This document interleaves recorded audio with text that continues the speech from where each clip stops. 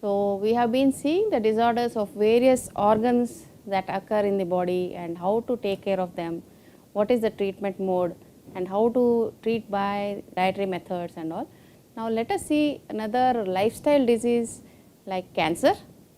So, what is the type of diet that has to be taken care in the cancer state? So, when good cells go bad, it leads to cancer. So, cancer means crab. You must have seen the signs of the where crab is given as cancer. So, that means it is the creeping way in which it spreads into the body. So, it is a general term for more than 100 types of malignant tumors which are neoplastic. That means more and more number of cells increase in number. So, it is not a single disorder. There are many types of cancer. They have different characteristics and they occur in different body locations, and each type of cancer requires a different type of treatment. Now, the cancer development is normally what happens is the genes work together and regulate the cell division and ensure new cell which are replica of the parent cells. So, this process allows the body to grow and it replaces the dead cells and repairs the damaged cell. What our proteins help us in bodybuilding. So, it helps in growth, it helps in repairing the damaged cells and also it replaces the dead cells, that is maintenance of the body. That is the normal course of process that happens in the cells. But when cancer occurs, it develops mutations from the genes regulating cells and the cells divide based on the changes in the mutations, and these mutations inhibit the genes that ordinarily monitor and correct the errors. So, the affected cells lose the ability to stop cell division. So, once the cell division starts, it goes on multiplying and results in abnormal mass of cells. So, this abnormal mass of cell that grows in the body is called a tumor. So, this tumor can be benign or malignant. Now, what is a benign tumor? The tumor that stops growing without intervention can be surgically removed without any problem to the body, and they most often pose no threat to health. So, these are benign cells.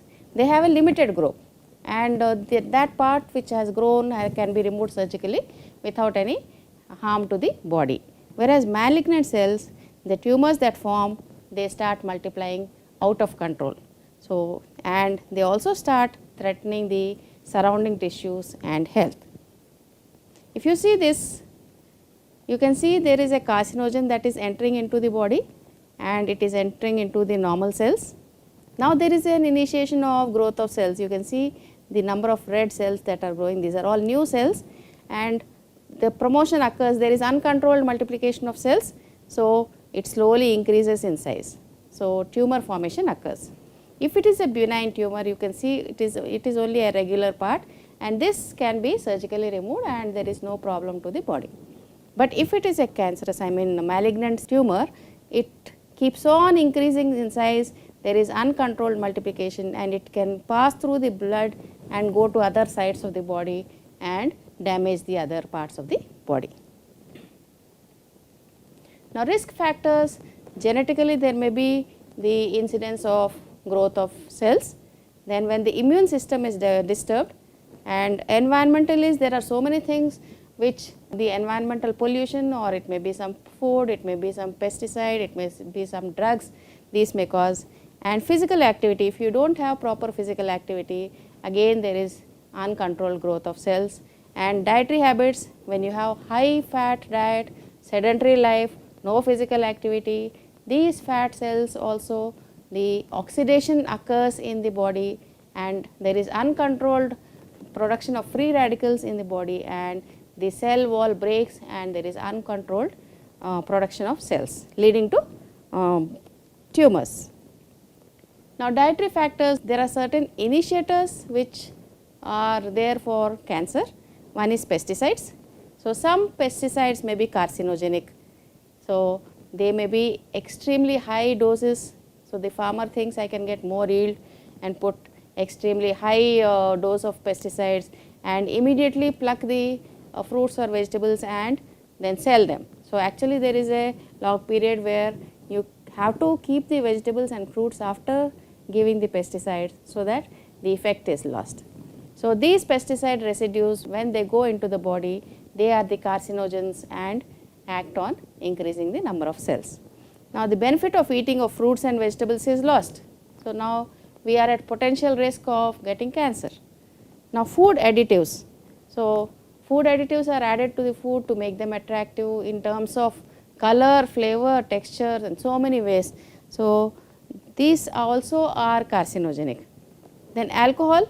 Alcohol is also associated with increased risk of mouth cancer, the esophageal cancer and breast cancer.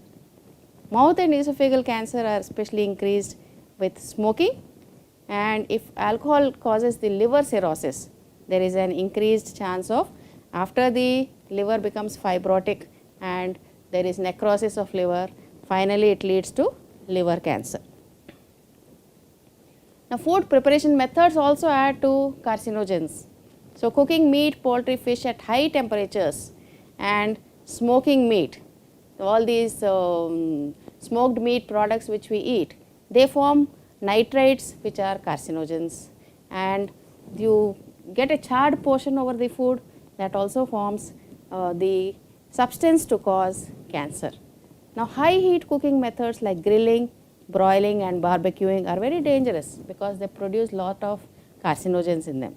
So healthier cooking methods like roasting, broiling, poaching, steaming, stewing, braising, microwaving, all these are very safe methods of cooking. They do not produce any carcinogens in the food and your food is safe for consumption. There is no change in the cells. Now fruits and vegetables, we say because they contain lot of vitamins and minerals, they have a protective effect. But when they are having lot of pesticides, it is a big question. Now dietary factors, some of them are cancer promoters. So high fat diet is a cancer promoter. So when you have high total dietary fat, in which again saturated fat is more, so it may be related to breast cancer, colon cancer, endometrial and prostate cancer. Now omega-3 fatty acids or the essential fatty acids or the linoleic acid, these may be protective. The omega-3 fatty acids which is present in so many foods, however, may be protective, and the same dietary fat advice applies to the cancer protection as well as heart disease. So what we have to do is you have to reduce the total fat intake as well as the saturated fat intake and increase the amount of omega-3 fatty acids. So omega-3 fats are present in soybean, they are present in fish and they are present in flax seeds. Now high fat diets also cause cancer. They may increase because high fat diet leads to obesity, bile acid production and the estrogen levels also are changed. Therefore, it may lead to cancer. And because fat is calorie dense, it is difficult to distinguish between high dietary fat and total calories. Now high calorie intake.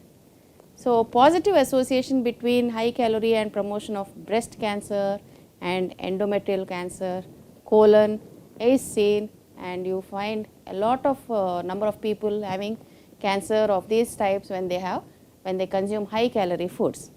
So this incidence may be because of excess calories themselves, or these calories go and get deposited in the adipose tissue and form the fat in the body and increase the weight of the body, and high fat also supplies excess of calories. So all these become the risk factor for cancer. Now protein, regarding protein, excessive muscle meat sources of protein have been related to increased colon and prostate cancer. That means when we eat protein in limit, that is okay, but lot of protein causes the risk of colon and prostate cancer. So in general, tumor development is suppressed by diets. You can control the tumors by diets which contain protein below the required or optimal growth.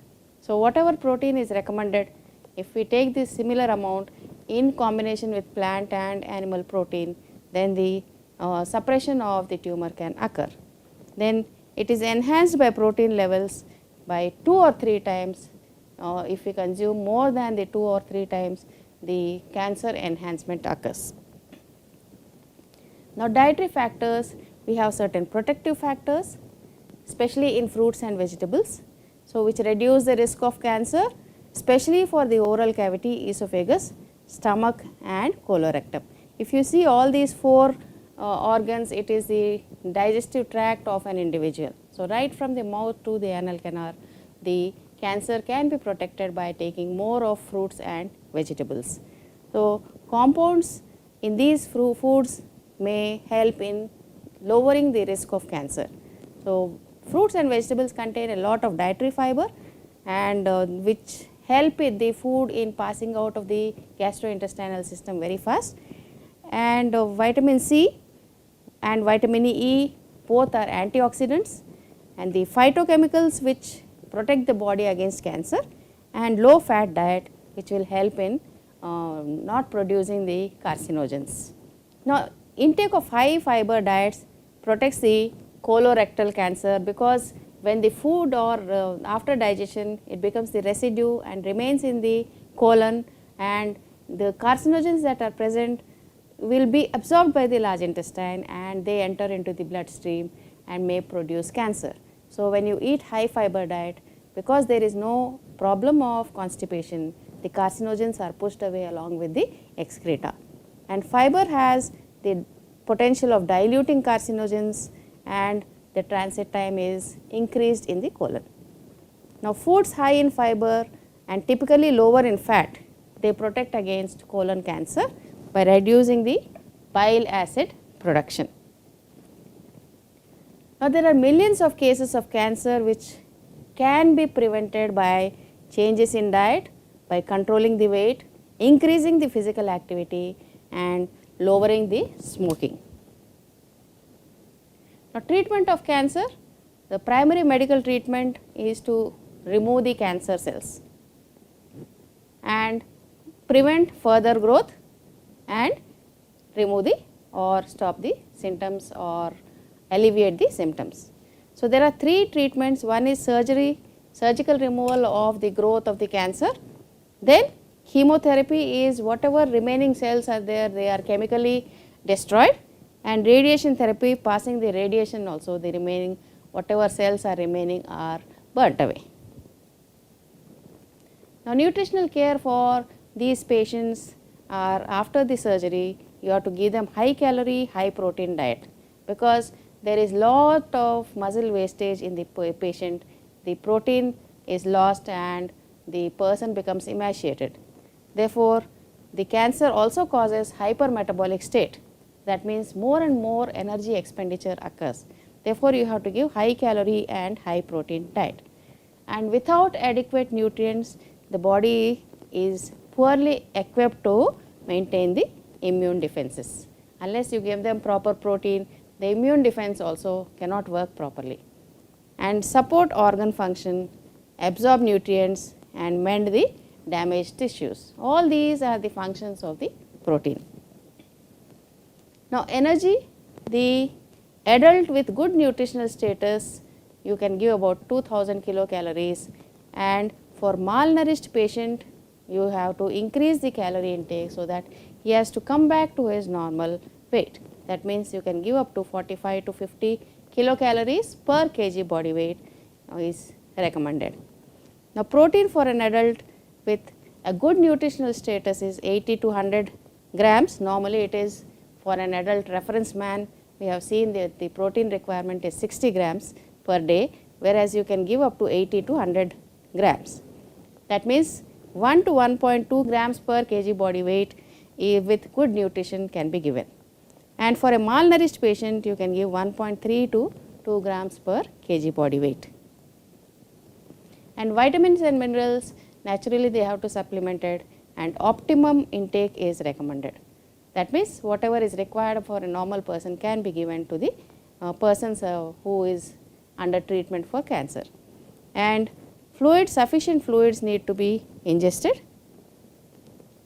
Therefore, cancer clients, they often present a difficult nutritional challenge because After the treatment, there are so many changes in their appetite, in their taste, and so many other body changes occur. Therefore, this disease treatment also requires excess of energy and protein for them to come back to their normal state and further prevent the onset of cancer. Therefore, the role of nutrition is very high in preventing and treatment of cancer. Thank you.